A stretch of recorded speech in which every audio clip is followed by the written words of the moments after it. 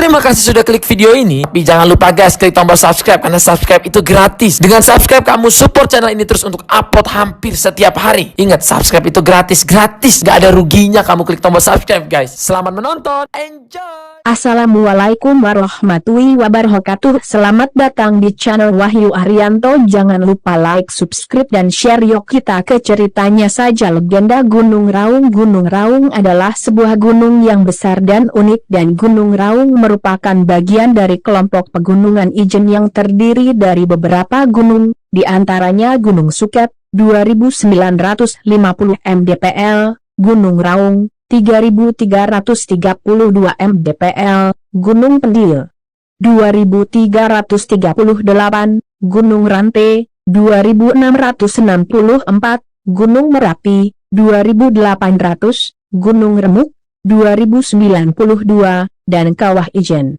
Keunikan dari puncak Gunung Raung adalah kalderanya yang sekitar 500 meter dalamnya, selalu berasap dan sering menyemburkan api. Gunung Raung termasuk gunung tua dengan kaldera di puncaknya dan dikitari oleh banyak puncak kecil, menjadikan pemandangannya benar-benar menakjubkan. Selain itu gunung ini juga terletak di paling ujung Pulau Jawa, bahkan keindahan gunung ini dapat kita lihat dari Pulau Dewata, Bali, tepatnya ketika kita berada di pantai Lovina Singaraja, Bali Utara pada akhir siang atau ketika sunset di Lovina Beach. Jajaran pegunungan di timur Pulau Jawa ini memiliki keindahan yang sangat unik. Gunung ini terletak di Kabupaten Bondowoso, Jawa Timur. Gunung api raksasa ini muncul di sebelah timur dari suatu deretan puing gunung api yang berarah barat laut tenggara. Di puncaknya terdapat sebuah kaldera yang berbentuk elips dan terdapat kerucut setinggi kurang lebih 100 meter dan mempunyai puncak 3332 mdpl. Berdasarkan data Dasar Gunung Api Indonesia 2011, Raung tercatat meletus pertama kali pada tahun 1586. Disebutkan, letusan tahun itu sangat dahsyat dan menimbulkan korban jiwa. Namun, tidak disebutkan berapa banyak korbannya. Pada tahun 1638, Raung kembali meletus hebat disertai banjir besar dan aliran lahar melanda Kali Sail dan Kali Klatak. Korban jiwa mencapai ribuan orang. Saat itu, di kawasan tersebut berdiri Kerajaan Macan Putih di bawah pemerintahan Pangeran Tawangulun.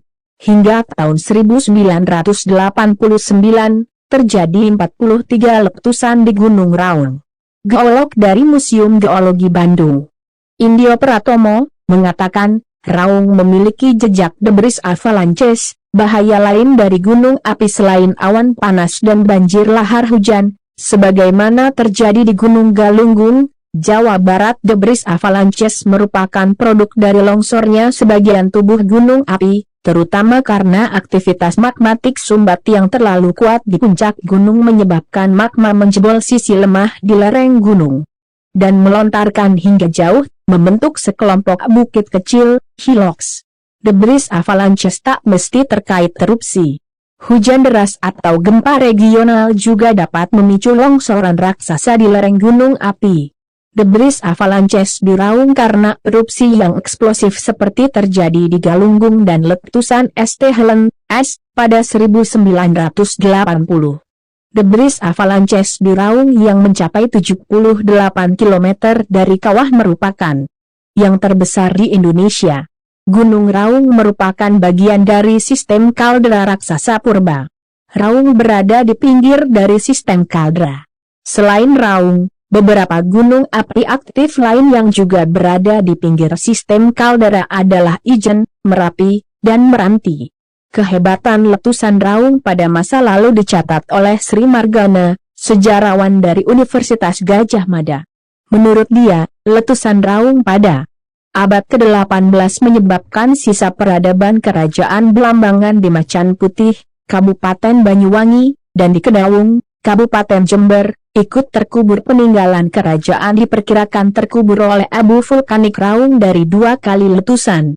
Pada 2010 kami menemukan fondasi bangunan kerajaan, gerabah, tombak, keramik, uang receh, dan sebagainya, terpendam sedalam 1,5 meter di Desa Macan Putih.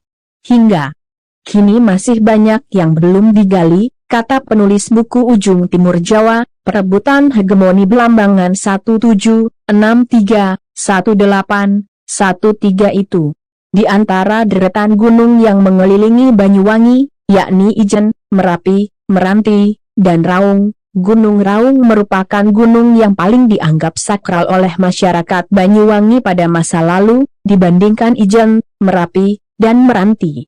Menurut Margana, para penguasa di kerajaan Prakerajaan Belambangan sudah menjadikan Gunung Raung sebagai pusat pemujaan. Salah satu indikasinya, ditemukan sejumlah peninggalan tempat persembahyangan umat Hindu yang diperkirakan dibangun pada abad ke-17 hingga abad ke-18. Di antaranya ada di Kecamatan Songgon dan Sempu, Banyuwangi. Petilasan di Desa Jambewangi, Kecamatan Banyuwangi, misalnya, hingga kini masih ada dan dirawat oleh warga setempat. Petilasan itu berbentuk tumpukan batu dan berlingga menghadap ke Gunung Raung. Petilasan tersebut kini masih digunakan oleh warga Hindu untuk bersembahyang. Penduduk di sekitar lereng Gunung Raung mempunyai mata pencaharian sebagai petani, berkebun, pencari burung, pencari kayu di hutan, pedagang dan lain-lain. Sebagian besar penduduk desa Sukosari sendiri menganut agama Islam. Sebagian kecil di antaranya beragama lain, seperti Hindu dan Buddha dan Kristen, tetapi hanya sedikit sekali yang menganut agama itu. Hubungan toleransi dan keseharian antar umat beragama di sini cukup baik, terbukti dengan keadaan lingkungan yang damai tanpa adanya gonjang-ganjing karena permasalahan agama. Sebagian besar dari penduduk bekerja di kebun kopi yang ada di lereng Gunung Raung, bahkan juga mencari rumput untuk pakan ternak, kayu bakar, ada juga pencari burung yang menangkap burung untuk diperjualbelikan. Namun, hal ini tidak diimbangi dengan pelestarian Gunung Raung dengan baik. Terbukti dari tidak pernahnya masyarakat melakukan konservasi atau penyelamatan terhadap apa-apa yang ada di dalam hutan. Sekian sejarah dari Gunung Raung.